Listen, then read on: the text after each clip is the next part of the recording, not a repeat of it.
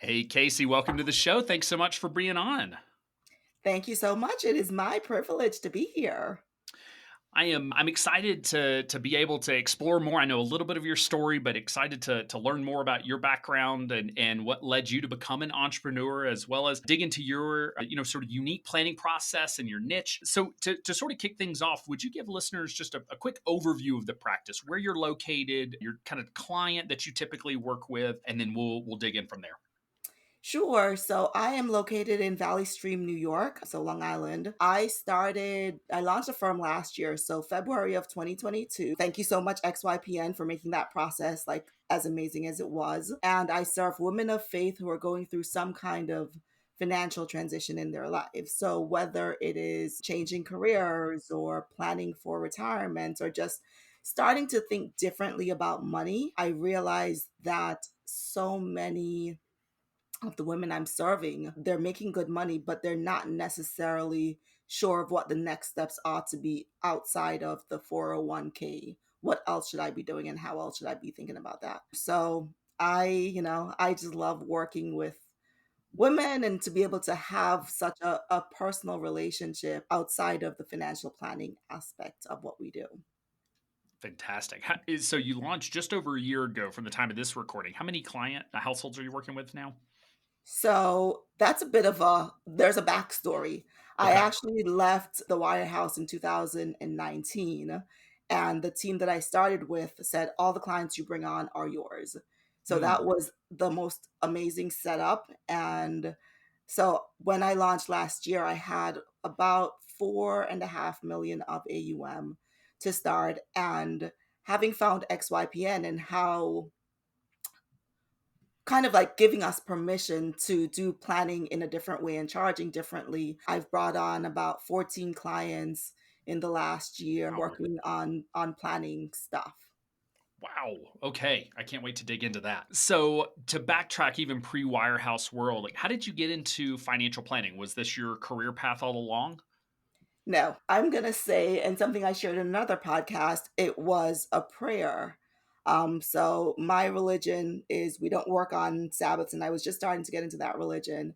And I'm like, Lord, if you want me to not work on the Sabbath, you will need to find me a job that does not have me working on the Sabbath. Mm, And so I got an internship at UBS, Big Wirehouse, and I was there for 2.5 years.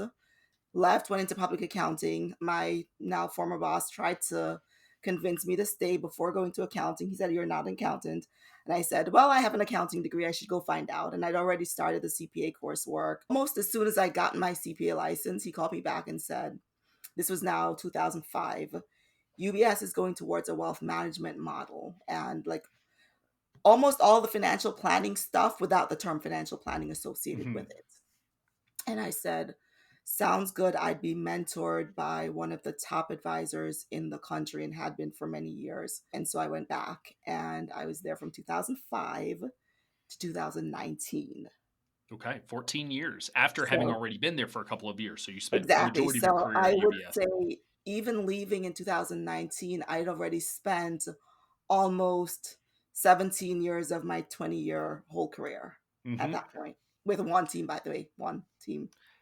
That's incredible. I'm curious what pulled you into public accounting. Was it just you weren't doing the work at UBS that you wanted to be doing and want to try something different? Like what sort of took you the direction of public accounting for a bit? I can't say there was something definitive. I was working on my CPA and, like my CPA license. So there was a path to doing something. And I knew even at 20 or 21 that once you had something, especially education, no one could take it away from you. And because I had the accounting degree, I already started passing parts of the CPA exam. And back then it was like stretched out over the course of years, right, to take the exam. And that's basically what I went. I said, you know what, I'm on this path.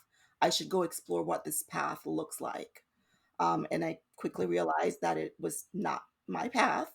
But even now, 20 odd, like almost 20 years later, it's definitely the CPA license is one of those great things to have Mhm. because there's just so much that comes with it. Absolutely.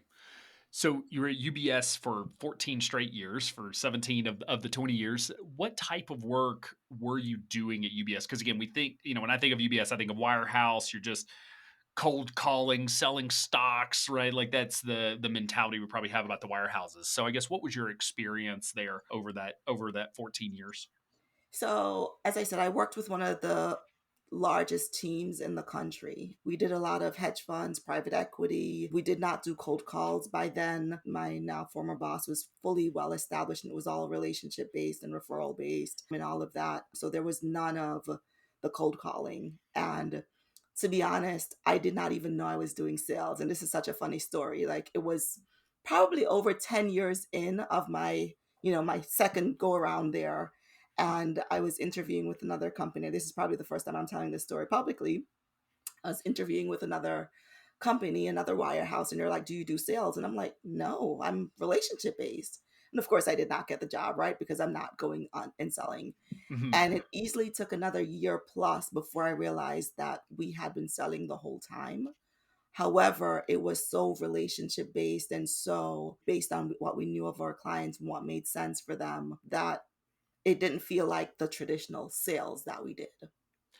Yeah, it's so interesting what our perception of sales is. I mean, we think of door to door knocking or cold calling, like that's sales. And I hear that a Right. lot from advisors. Well, I don't want to do sales. I'm like, I get it. I don't want to knock on doors trying to get 401k rollovers either. Like, oh, you've been laid off. Let's move that money over to an IRA. Like, I don't want to do that either. But to your point, in the end, you're selling. You're just doing it in a different way. And so, but it's interesting because when you're on a team, a lot of times you think of sort of whoever that lead advisor is probably the one who's out rainmaking, generating the leads and bringing the clients. But it sounds like you and the other advisors were also doing sales as part of that team. So yeah, so my role or the title, and try saying this fast, was Senior Wealth Strategy Associate. So I was an associate to the financial advisors, and we did a lot of the analytical, making the recommendations, sitting together in a team structure. It was very team oriented, and I definitely appreciate that. So there was the lead advisor, there was an associate on it on the client side of it, and then there's an operations person. And again, by the time I was leaving, the team had grown to over 13 people. So not a small team. And we each had a different role. I had a lot of client facing relationship in addition to my analytical roles. So and again, because of my CPA background and by then an MBA and a CFP, I was able to talk the language of an advisor while being there, but still in an associate role. CPA, CFP, MBA. You're starting to sound like kids here with all the letters. And I've added another one, CKA. So when did you get your MBA? Was that while you were at UBS? Yeah, so I started back at UBS in 2005. And of course, being single, like, what else is there to do? Go to school. So I got my MBA night school, so part time while working at UBS, did that from I think 2007 to 2010. And that coursework prepared me. So I have a dual concentration MBA in finance, accounting, and taxation. Don't say that fast. And then that coursework prepared me to take the CFP exam. So I was kind of exempt through that. So I did self study. And for those listening, I failed the first time, but it does not matter when you have the letters behind your name eventually, right? So failed the first time and then took it the second time and passed. Awesome. Thanks for sharing that. Did you do anything different the second time, or was it really just more study hours or something else? I think life was just happening. So I took it in the summertime the first time. In the last few days, there were a lot of life events just happening. And then it was one of those like close fails, and you knew it was a close fail, and I did not want to do it again. I'm just like, I have all these designations already. I already did all of this. And I remember my niece in law said to me, she's like, Casey, Auntie Casey, I look up to you. You should really do this again. And I'm just like, come on, that's Oh, the serious guilt guilt trip. there. And I took it again and really just happy that I did. That's cool. That's awesome. So when you were at UBS, what was sort of your typical client that the team was serving? So high net worth, ultra high net worth. So clients typically with larger than 5 million in AUM, that it made sense to have the complicated investment strategies for. I think over even after like 2005 when I went back with the wealth management model of what we were going to. We did not start implementing some of those strategies for quite a few years. It was a process, but we started doing more estate planning with estate attorneys, making sure the right insurance policies as were necessary were implemented. But the bread and butter had been the types of investments that we did and that we could do for clients who wanted something differently. Okay. So it was a lot of investment management. It sounds like Mhm. financial planning sort of got added incrementally over time. That Um, exactly that. would you say you were doing comprehensive financial planning by the end? Like, did it look like comprehensive financial planning at that point? It did. I'd say in the last few years, more so, but for very few clients. Like some of the questions that you're answering for a client who has 30, $40 million is going to be very different than the type of clients now, right? So we started implementing more financial planning, but again, I think heavier on the investment side. And then with those investments, was your team evaluating all of these private placement investments and hedge funds and all that, or was there sort of like an investment team at UBS, sending some information through? Because that is a lot for. I mean, it's a a reasonably sized team, but still, that's a lot. So again, my former boss, he had been in the space for 20 odd years before hedge funds was a thing. And so he was one of those advisors who were grandfathered into being able to source his own hedge funds and Mm, private equities. So he was able to bring to his client base things that were not available to most of the rest of UBS. got So it. Okay. again, having laid the foundation for many, many years prior to be able to do things that not many advisors were, and he created quite a reputation for doing the right thing for clients. No, that's awesome. And I imagine that also was a nice, part of the sales pitch process of, having access to certain investments that even other advisors at UBS don't get access to. You're not even selling against the other firms. You can sort of sell against other advisors within the UBS network as well. Exactly so. So you mentioned that you were able to bring in some of your own clients. Were you sort of restricted in a way to like only bringing in ultra high net worth clients, or was there a shift at some point that happened that allowed you to start working with clients that maybe didn't meet that 5 million AUM threshold? So let me just step back and clarify that. So I left UBS in 2019. And so it was the team that I went to afterwards that first we were at a broker dealer. And then in September of 2020, my partner launched his own RIA. So I got to see a little bit of that process, like coming from the world that I came from. I had no idea this side of the world existed. But I'd say in 2014, I got this desire to start like thinking about what the next chapter would look like and Mm, who do I really want to work with. And I'd say even then it was to work with women who kind of looked like me in terms of making decent money, but who was giving them that kind of advice, that kind of hand holding that I believe I got at UBS, just being immersed in financial guidance. I said that to someone and they're like, no, no, you can't say that because you won't be hired by another wirehouse. And I kind of took that, but just kind of thinking like, I don't know if I want to be hired by another wirehouse, right? But again, not knowing that there was this side of the world. And again, that's why I'm so grateful to XY for opening the door to what did not look possible. absolutely.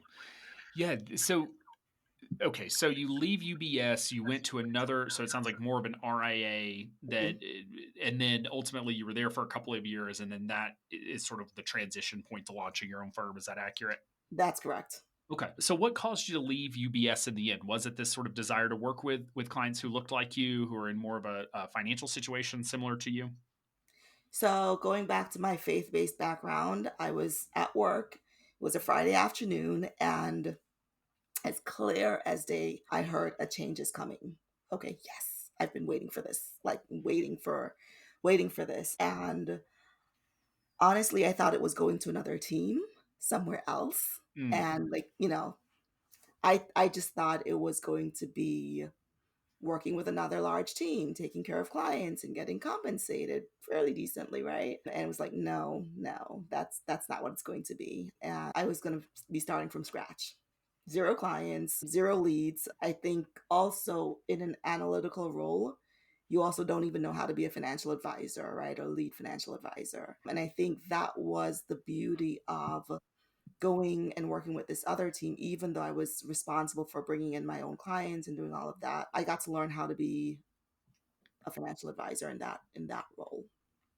So just for my clarity, so you're at UBS, they say a change is coming in. Basically, the change was you're The on your change own? was more of a spiritual Oh, hearing okay, okay. as Got it, got opposed it. to someone saying that. Okay, So that was in October of 2018, but I did not leave there until May of 2019. So I had like a 6-month window. I told them in December that I was leaving. So okay. again, another unusual thing whenever I've shared that, you're like, you you told them that you were leaving and you weren't asked to leave. No, like that just kind of, I'm like, people are asked to leave when they tell, you know? Yeah, that happens more frequently than not, so that's good to Right. know. So I was there and they actually asked me to stay longer, more than more than the time that I told them. And so I did not leave there until May of 2019 to go now work with this new team as of June of 2019. Okay. So you make the transition to the new team. What ultimately sort of transpired that led you from there to launching your own firm? Did you know that was going to be the path since you were able to bring in your own clients, or was that sort of another change that was unexpected over the years? I love that you said it that way. It was another change that was totally unexpected. So my thinking might have been, so again, I was at UBS for 14 years straight. So I'm a long-term kind of stick with it, make it work. And a little over 2 years in, I started thinking about what my 5-year plan was going to be.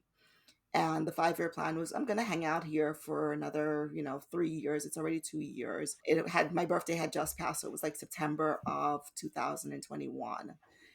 And within a matter of, I don't know, hours or days, it was a very, very short time frame. I felt like, no, this is not going to be. So I'm thinking, okay, maybe a year, I'll get to Mhm. that 10 million AUM mark, and then I can make the next move.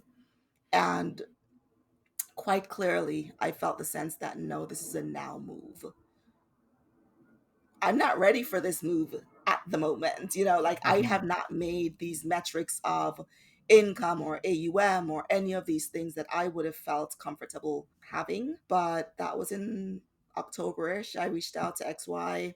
They connected me with someone at Schwab. And even that phone call was just an incredible phone call. I talked to Agatha Beckett, and she just confirmed all the things that had been going through my mind, and I felt like I'd been being led to. And my firm was registered by February of 2022. So not That's even like, I awesome. don't know.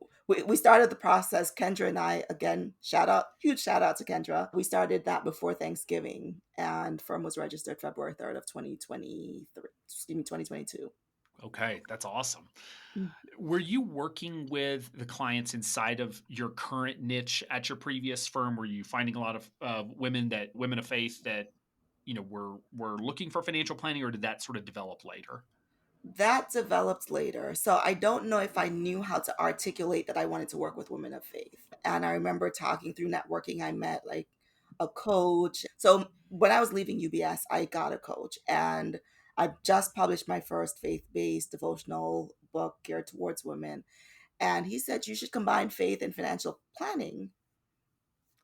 That was not something I'd ever heard of. And it kind of like, he said it, I heard it, but I didn't hear it. And then I want to say about a year later, I was again through networking. I met another coach who's become a dear friend of mine.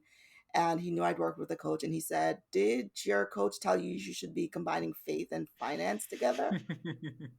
I'm like, he did. He did. Did he email Um, you? but even then, I had to figure it out. And I remember talking to someone else. It was a networking call. And he kept on asking, if I met someone who needed financial guidance, how would I know to send them to you? Hmm. And I'd say it was one of my most frustrating networking calls. But I came off that call with, I serve women of faith. I serve women of faith.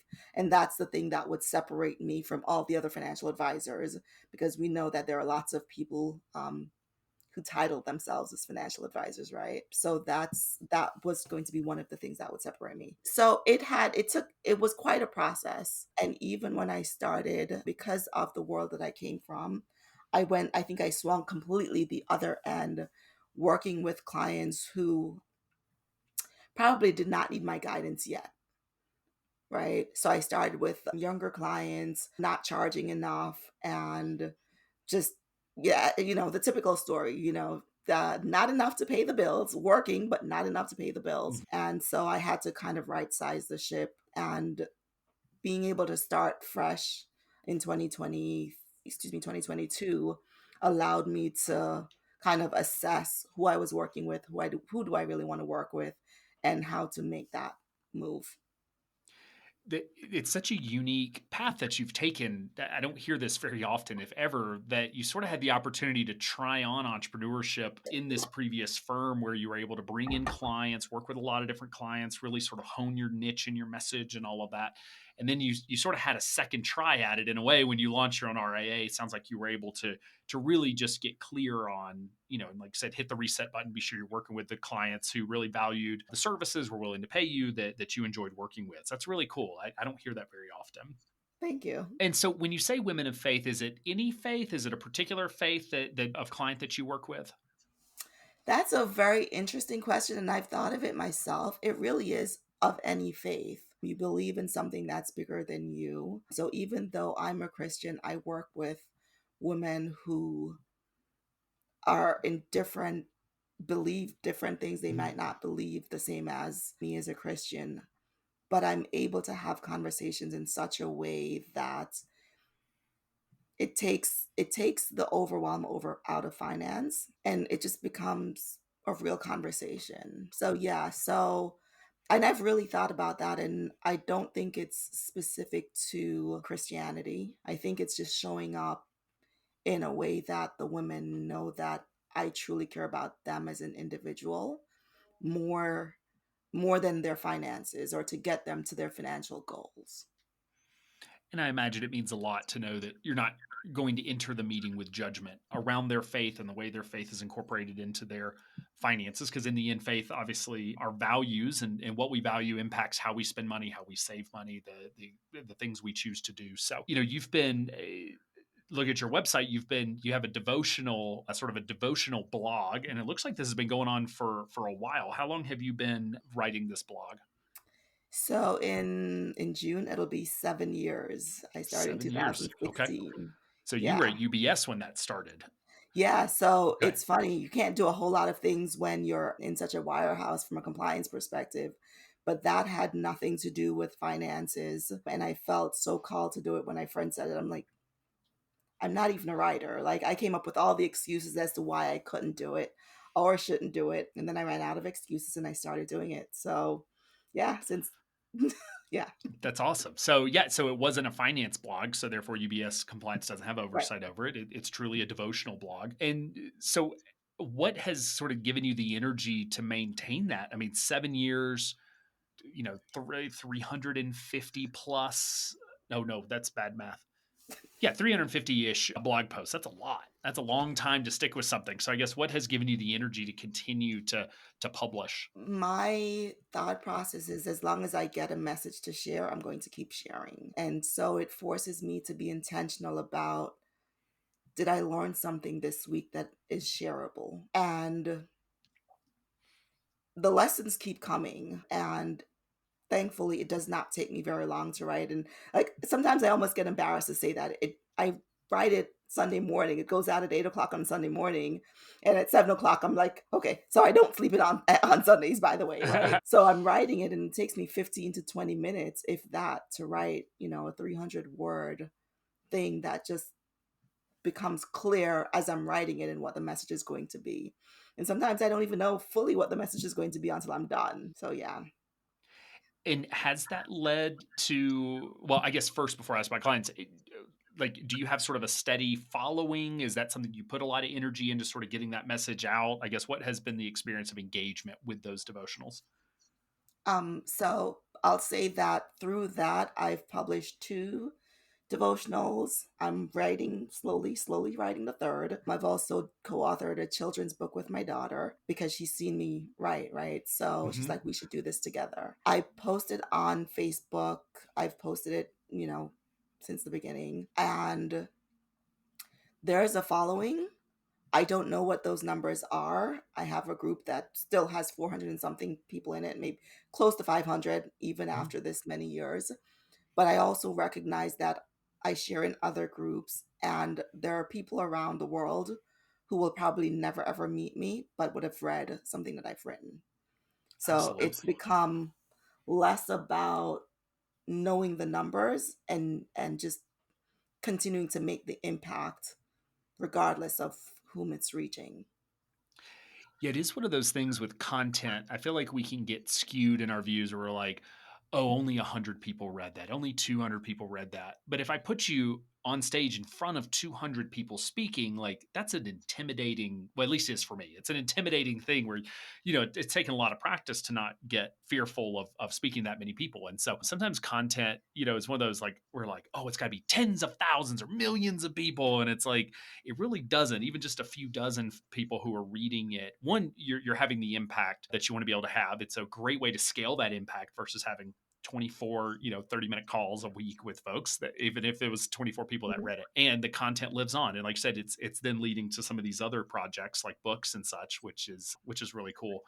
So, um Alan, even before you go on, I'll add to that. So, I was on a flyer for a finance presentation I was doing for another church, which also has opened up the door because I'm faith, finance, and all of that. So, I did that this weekend, and the pastor friend shared it with me, saying he'd shown it to his secretary, and her response was, we should get her to come to our church. She's been at XY oh, church, very cool. and she's really good. And so again, it comes back to I may never know what my impact is or who's in the audience, but people are seeing it. And Carl Richards says this all the time, or I've stolen it. You have to play in traffic to get hit. Hmm. And so I've been playing in traffic and getting hit. And it's sometimes we want the overnight success, and I talk about that a lot. But when I listened to Andy Panko's podcast this morning with you, and he did quite a bit of work before getting to the point of that level of success. But we see where he started the Facebook group, not realizing that he literally plunked all his energy of the early days of COVID into creating this Facebook group and to get the level of success that he got. So I'm not that I'm learning, but I'm definitely recognizing that be careful of the overnight successes that you see. Yeah, I was just looking up the Steve Jobs quote says, "If you look if you really look closely, most overnight successes took a long time."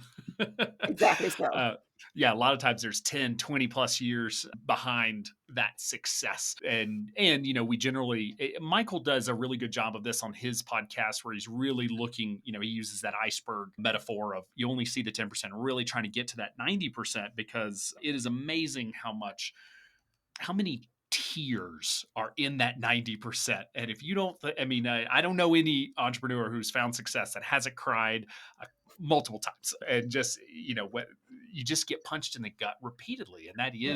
is the process, especially when you're trying to do things differently. You're pushing against the mold. I imagine that you have run into some headwinds at times, especially, trying to incorporate faith into finance. That is not always going to be popular.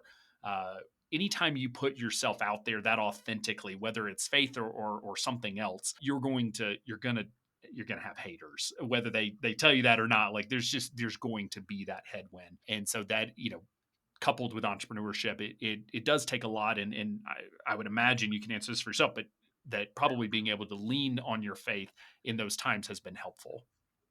Absolutely. But also, again, I've been able to do something that I never ever dreamed in my wildest dreams to be able to do, and to be able to sit down with someone who is looking at their and to have a compassionate, kind, yet very frank conversation around how they're dealing with it. And they walk away from the conversation knowing that it was filled with kindness and grace, right? And to be able to do that, it's just like, wow.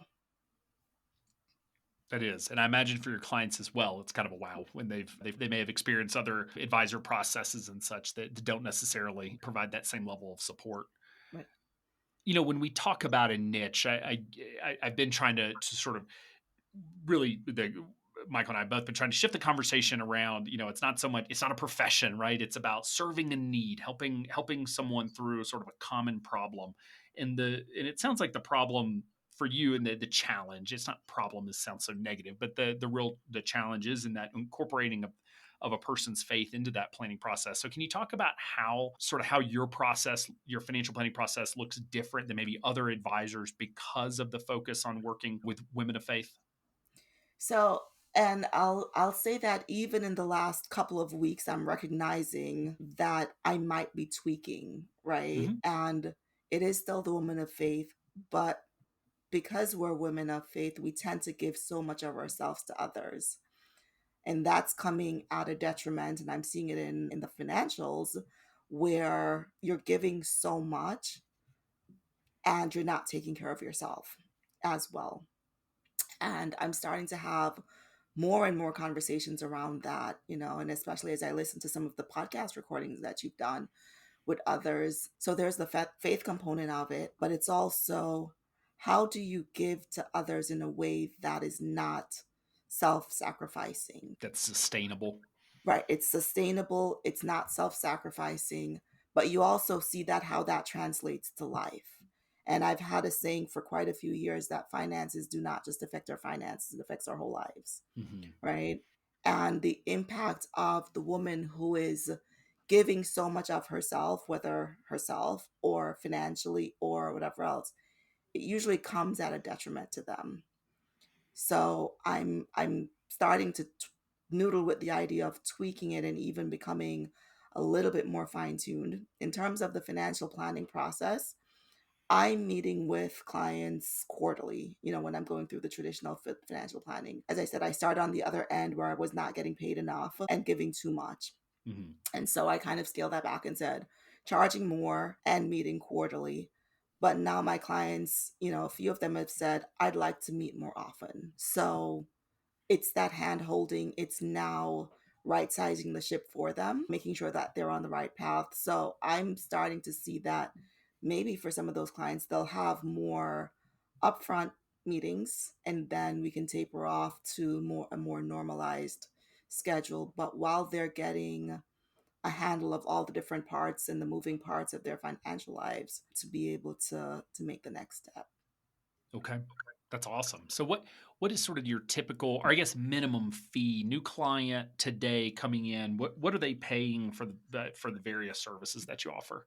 Sure. So it's 3,950. I started last year at 3,500, raised it at the end of last year to 3,950, billed on a quarterly basis. One of the things I think I keep saying I wanted to serve women who are like me. And I keep going back to what would I be willing to pay for this service. So again, you know, and fully, I'd say a year in. I still haven't figured out quite how to count it. Is it 3 years in or 1 year in? So it all depends on perspective. So at this stage, that I'm comfortable there, but I could also see where if I'm doing a lot more on the upfront, that I'd have to raise it to be realistic and to be able to serve the number of clients that I want to serve because I also, and again, this is something that's come up in a few of your other podcasts about being in the season of life, right? And Mhm. I'm a mom. I have a 10-year-old who is, for the first 7 years of my life, I was running into the city every day and did not have the same opportunities to now. So my home is 2 minutes away from school and my office is 2 minutes from there. So, like last Friday, I went and I helped with or Thursday, I helped with the book fair setup. And I was in the office in like 10 minutes, right? So to be able to do those things and to show up for her, and she gets so excited still that her mom is there and she got first choice of the books because we were there. So to be able to do those things in this season and then as seasons change to figure that what that looks like for the business. Yeah, I want to loop back to that for sure. And let me close out the fee conversation just because I'm curious on the service model. You came from a world where you're doing a lot of very sophisticated investment strategies that are typically for your ultra high net worth. Are you providing investment management for your clients? I do. And again, I'm thinking about what would I want to pay. So up to Mhm. $500,000, it's 1.25.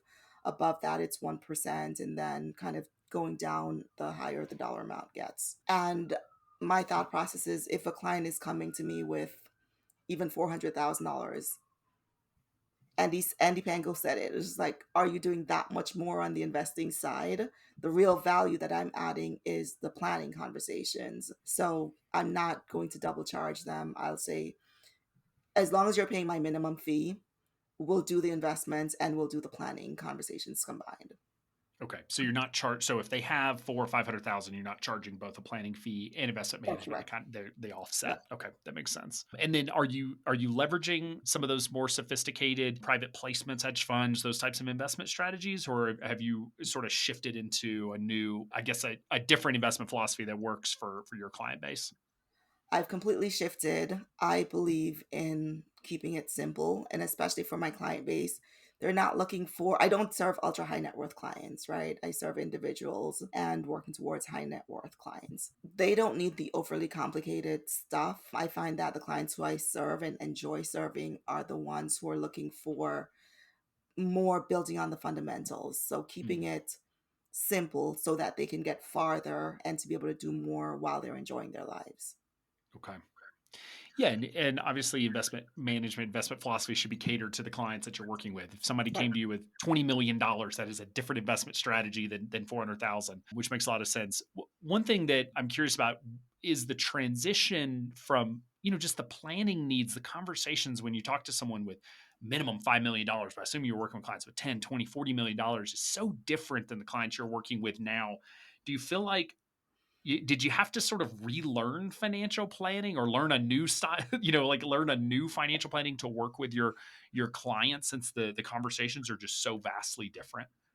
I had to unlearn a lot of things. And I said this to Carl Richards once. It's just like I literally had to unlearn a lot of the things that I've been taught and I learned so much, right? Working with the team that I did, learning how to take care of clients well. But there was also the day-to-day financial planning for the clients that I serve now. And I pulled out my fundamentals book a couple weeks ago because I'm like, am I doing this right? Right? Am I covering all the topics that I need to cover? And again, I took the CFP exam in 2011. I passed in 2011. So it's been a long time. And I just like, am I covering what my clients need? And I've just also come to recognize that financial planning is so different based on who you serve. And the more podcasts I listen to and the more strategies of what I hear, it's just like it depends on who you're serving and what their needs are. It really does. Yeah, I mean, the Yeah. CFP covers whatever 180 topics, and they don't even cover all of the things that it should, in my opinion, Right. to be able to work with clients. And then, that's the 80% that's like, I don't know, you're the sort of similar for everybody. Then there's the 10 to 20% that's unique for your niche. That CFP is never going to cover. And sometimes that's technical. In your case, that's much more on the psychology side, I guess, of just how to communicate and how to incorporate that faith. And to your point, which is really interesting, many times, there'll be some coaching conversations about helping people dial back their giving emotionally, because Right. if it's taking too much from them. So, which is a conversation most advisors don't want to have, nor could they have if they were forced to, which is really cool. So, when you're thinking about, you mentioned sort of time of the life, and you've got to, you said your daughter's 10. I She's love 10. that you co-wrote a book together. How old was she when you wrote the book? This was in 2020. We were home in the pandemic, and I love this story. So, my home office had been set up, and I had my paper, and we'd bought a stapler from Dollar Tree, and she came and she cut off a little strip on the paper, and she stapled it, and she's like, "We should write a book together. What should it be about?" And she said something about talent. I think she'd heard that story at church the weekend before. Hmm. So I wrote Amelia and her many talents, and she loves the piano, she loves singing, she loves to do all these things. And so I basically wrote a book on that and wrote the end. And I read it to her and I'm like, I think we just wrote a I think we just wrote a book. So I reached out to my publisher and she gave me the name of an illustrator and we got it illustrated and we put it on Amazon. And she's like, I want to gift everyone in my class. And I'm like, and she's very generous. And so we gifted one to everyone in her class that year. And it's just such a fun story when kids see us doing things. And there's the authoring of the book, right? Or the co-authoring of the book, but there's also the financial side where, and again, another story that I love, she's 10 and we talk about money in our home. I'm a single mom, I'm divorced, and she, whatever she wants to buy something, she says, can you check if I'm in a financial position to do so?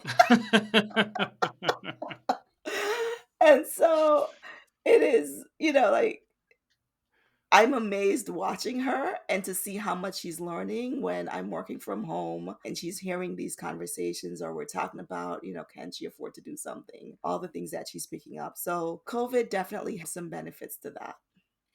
Yeah, it's just amazing what our kids pick up on in terms of what we do and those habits and curiosity about the things that we're doing. So that's so cool that it's very obvious she's been watching you, being an author, being savvy finance, and I appreciate you sharing that. I mean, starting a firm as a single mom with a 8-year old, I guess at the time, like Mhm. that that is not the time where we're supposed to become an entrepreneur, right? We're supposed to wait, but it sounds like ultimately were called to do this and felt like it was the right time, whether you agreed that it was or not.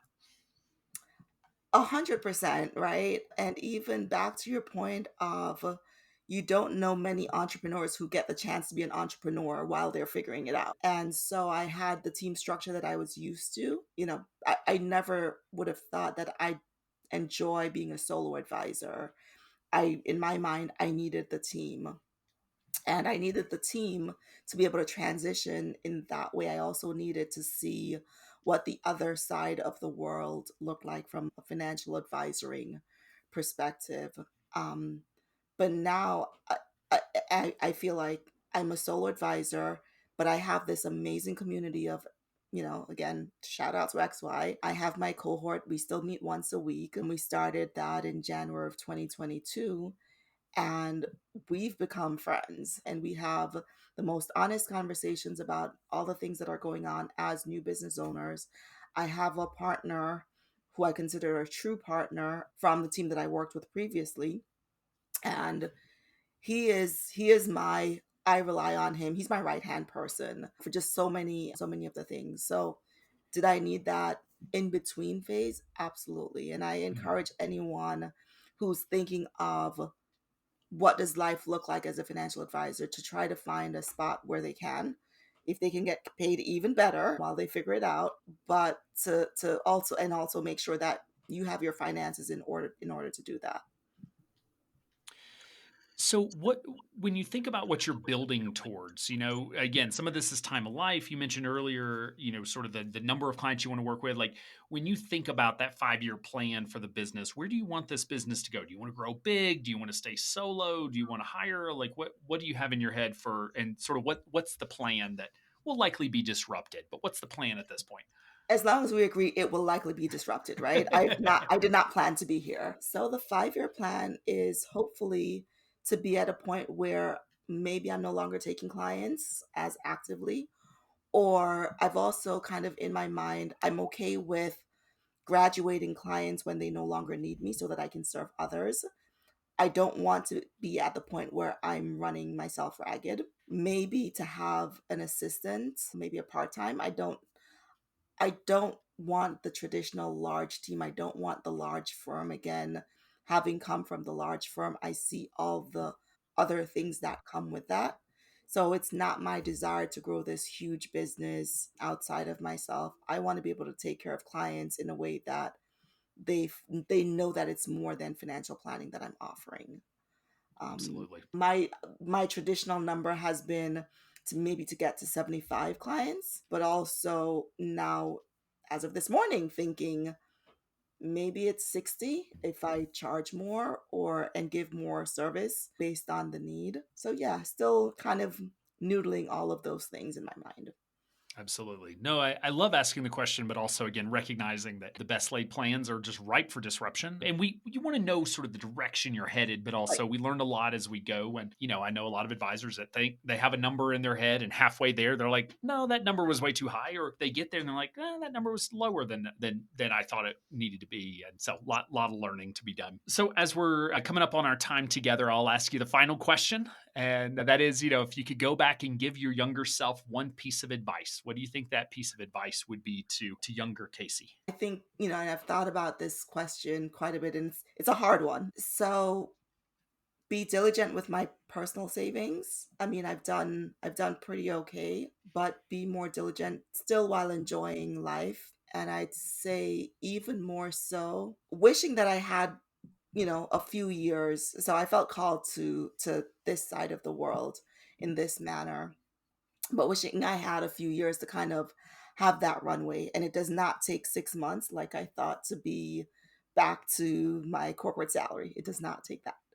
Yep. Right. So making sure that you have your own financial life in order before you make that leap so that when you do, you can fully focus on where you're going and how you want to get there without having to take any shortcuts. So yeah, so that would be the advice to my younger self and anyone else listening, to make sure that you have the runway if you're going to start in this business to be able to survive 2 to 3 years before you start seeing any kind of real income.